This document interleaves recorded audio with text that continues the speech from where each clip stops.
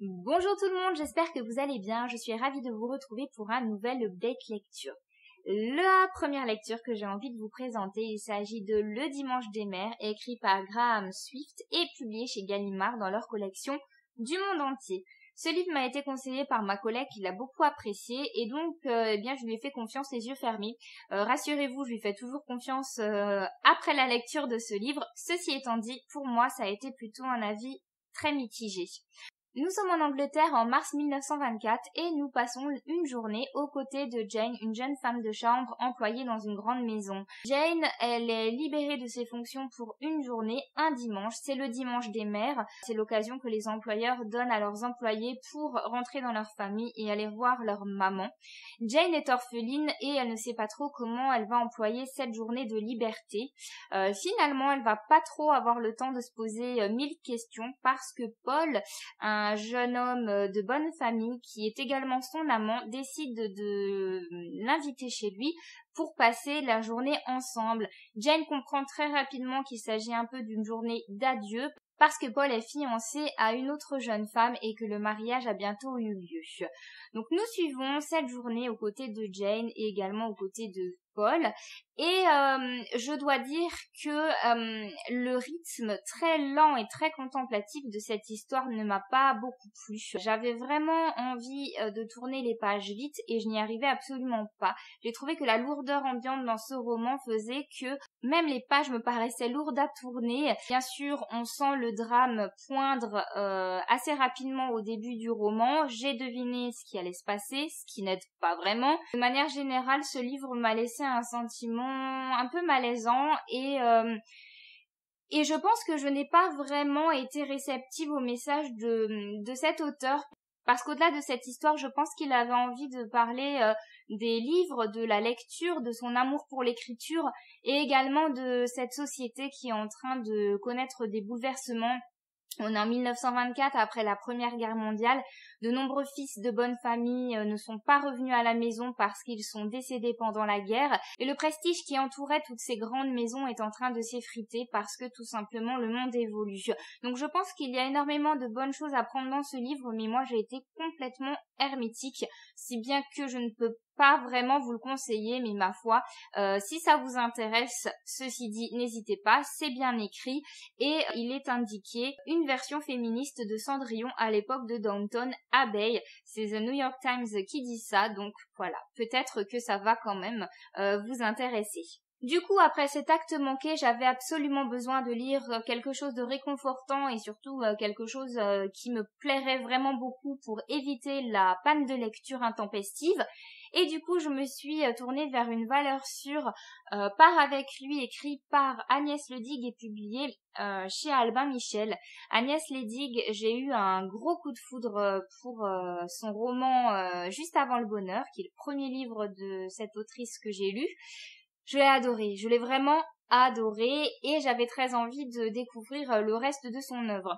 Part avec lui, c'est le deuxième roman qui m'attirait beaucoup, mais je l'ai pas lu tout de suite. À vrai dire, quand j'avais envie de le lire, j'étais enceinte et mes collègues m'ont déconseillé de le lire. Aujourd'hui, je comprends, effectivement, c'est peut-être pas très indiqué de lire ce livre quand on est en train de vivre une grossesse. Ceci dit, voilà, maintenant, j'ai pu m'y mettre et je dois dire que j'ai passé un bon moment de lecture. Peut-être que j'en attendais un chouïa de trop suite à mon gros coup de cœur pour Juste avant le bonheur.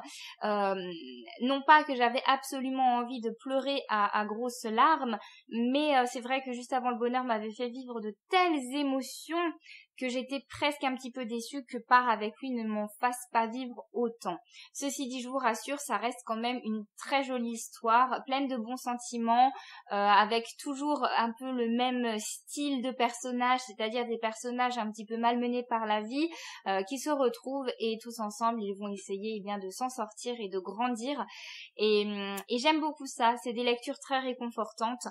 Donc là, nous suivons d'une part Juliette, qui est infirmière dans un service de réanimation. et qui essaye d'avoir un bébé, qui a quelques difficultés pour tomber enceinte et qui commence à suivre un programme médicalement assisté pour avoir son bébé. Et nous suivons également Roméo, qui est un jeune pompier. Sur une intervention, il va tomber du 8e étage, il va miraculeusement s'en sortir et il va être hospitalisé dans le service de Juliette. À partir de là, on va rencontrer d'autres personnages qui gravitent soit autour de Roméo, soit autour de Juliette, pour faire une espèce de grande famille terriblement attachante. Il y a le côté intergénération aussi que j'aime beaucoup, puisqu'on va rencontrer les grands-parents, les arrière-grands-parents. On a aussi la jeune sœur de Roméo, les collègues, etc., etc. Voilà, tout un petit monde qui va évoluer sous nos yeux. Comme d'habitude, il y a des thématiques qui ressortent, hein. Donc dans ce livre-là, vous l'avez compris, d'une part, l'envie d'avoir un bébé, cette envie très importante qui est difficile à vivre lorsque bébé n'arrive pas tout de suite. Et il y a également la thématique du couple et surtout de la différence d'âge dans le couple, que ce soit l'homme ou que ce soit la femme qui soit le plus jeune des deux. C'est un livre que je vous conseille évidemment. Alors moi, il y a juste un petit truc qui m'a gênée dans ce livre, ça je voulais quand même vous le dire, mais c'est un grain de sable, mais voilà, j'avais quand même envie de le dire. Je trouvais ça intéressant que l'autrice Agnès Ledig insiste bien sur la condition des infirmiers dans les hôpitaux aujourd'hui. Elle insiste bien sur le fait que les services sont bondés, que les infirmiers ne sont pas assez nombreux et que c'est très très difficile. C'est un constat qui est criant de vérité et je trouve ça très bien qu'elle l'ait mis dans son livre.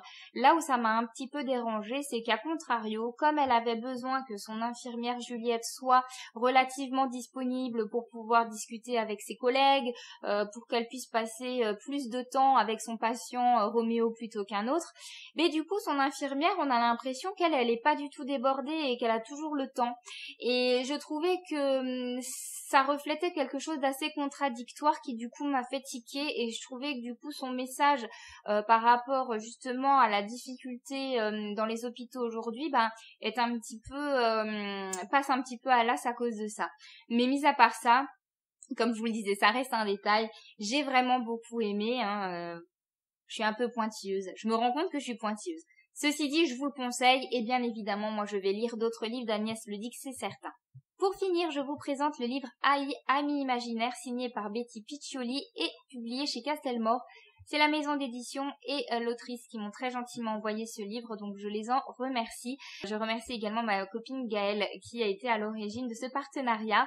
Je vous présente ici un roman qui est très jeunesse, je pense qu'il se lit dès 8 ans. Et donc nous allons parler des amis imaginaires. Pour ma part, je n'en ai jamais eu, mais je pense que c'est une thématique qui va parler à beaucoup d'enfants. Donc, il y a 7 ans, au moment de Nouvel An, une vague d'amis imaginaires se matérialise en fait sous les yeux de leurs créateurs, les enfants. Voilà, ils ne sont plus imaginaires, ils deviennent bien réels. Pendant 5 ans, il va y avoir des vagues de création de ces animaux imaginaires. Il va y en avoir quand même 14 millions au final qui vont s'ajouter dans notre monde. Puis au bout de 5 ans, ça s'arrête. Et là, nous sommes 7 ans plus tard, et 7 ans plus tard, malheureusement, il commence à y avoir des disparitions d'enfants. Les enfants qui ont fait venir leurs amis imaginaires commencent à disparaître. À partir de là, nous allons suivre plus particulièrement Elena, qui fait partie de la première vague, puisque son ami imaginaire John, qui est un lion un peu dandy, très anglais, a été créé lors de la première année où ce phénomène est apparu. Et donc on va suivre ces deux-là qui forment un duo très attachant, très chou, et qui vont essayer de comprendre ce qui se passe et surtout de stopper le processus. Évidemment, John n'a pas du tout envie que son enfant réel, comme il les appelle, disparaisse, puisqu'évidemment il est très attaché à Elena. J'ai trouvé que cette histoire, elle était très très sympa. Alors évidemment, je peux pas parler de coup de cœur, sans doute parce que je suis plus le public cible de ce livre. Clairement, je suis un peu vieille pour le coup, mais j'ai quand même trouvé que c'était super sympa. Et j'ai des fois du mal avec les romans pour les jeunes qui ont l'air des fois un peu bâclés, qui sont pas toujours super bien écrits. Là, pour le coup, je trouve que c'est vraiment un livre de qualité. On se moque pas des enfants, on leur propose une vraie enquête, une vraie énigme. D'ailleurs, on voit pas trop arriver la chute. C'est assez drôle à lire, il y a beaucoup d'action. C'est vraiment un livre d'aventure en plus d'être un roman fantastique. Vraiment, je pense qu'il a tout pour plaire. Donc si jamais vous avez un enfant dans votre entourage qui a entre 8 et 10 ans, même 12 ans sans doute, et Lena, le personnage principal, a 12 ans, ça peut être une idée cadeau assez sympa. C'est tout de même écrit assez gros. Ce n'est pas un très gros roman, donc il peut plaire également aux enfants qui ont un petit peu du mal avec les gros pavés. Et vraiment, il n'y a pas de temps mort, donc on ne s'ennuie pas et ça peut se lire très très vite. On est vite embarqué dans cette histoire. C'en est tout pour cette vidéo, j'espère qu'elle vous a plu. Je vous souhaite de belles lectures pour la suite et je vous dis à très bientôt. Bye bye!